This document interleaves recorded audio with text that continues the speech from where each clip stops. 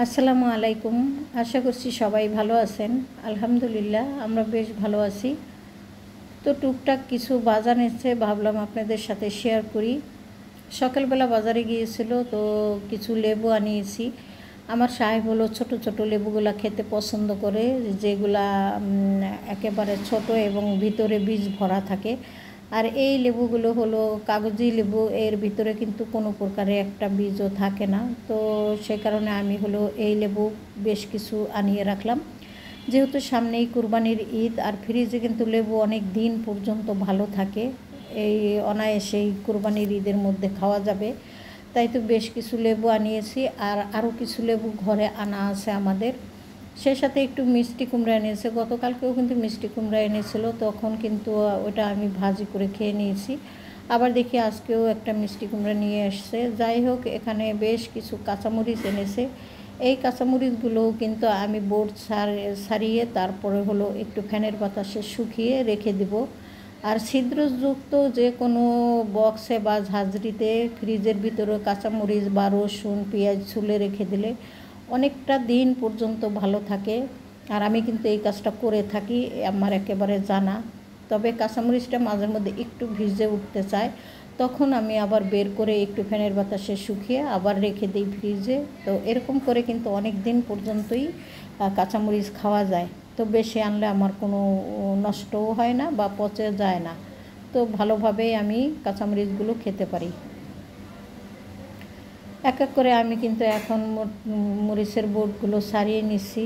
আর এখানে আমি যদি ভিডিও না করতাম তাহলে হয়তো আমার সাহেবই আমাকে এই কাজটা করে দিয়ে যেত। ডাইনিংয়ে বসে নাস্তা খাওয়ার আগে ধীরে ধীরে কিন্তু উনি এই কাজটা আমাকে করে দিয়ে যেত। তো আমি তো ভিডিও করব, সে কারণে সাহেবকে দিয়ে আর এই কাজটা করালাম না।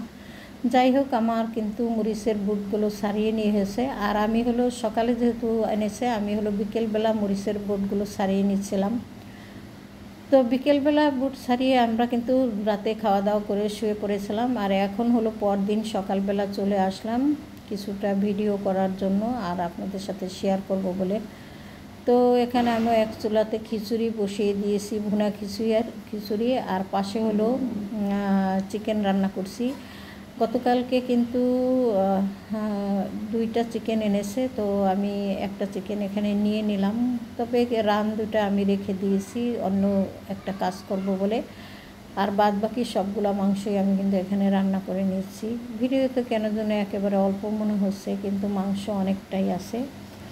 যাই হোক, সকালবেলা একবারেই রান্না করে নিলাম, যাতে করে খিচুড়ি দিয়েও খাওয়া যায় এবং দুপুরবেলাতেও হয়ে যায় আমাদের। তো সেইভাবেই আমি কিন্তু মাংসটা সকালেই রান্না করা শুরু করে দিলাম, যাতে করে খিচুড়ি দিয়ে ছেলেরা খেতে পারে বা আমরাও।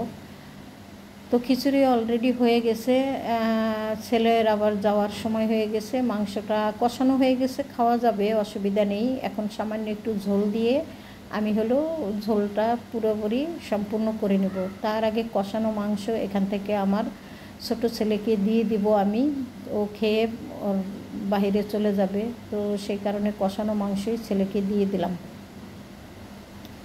আর ছেলে কিন্তু সবসময় এই ধরনের কষানো মাংস রান্না করা পছন্দ করে, ঝোল একেবারেই খেতে চায় না।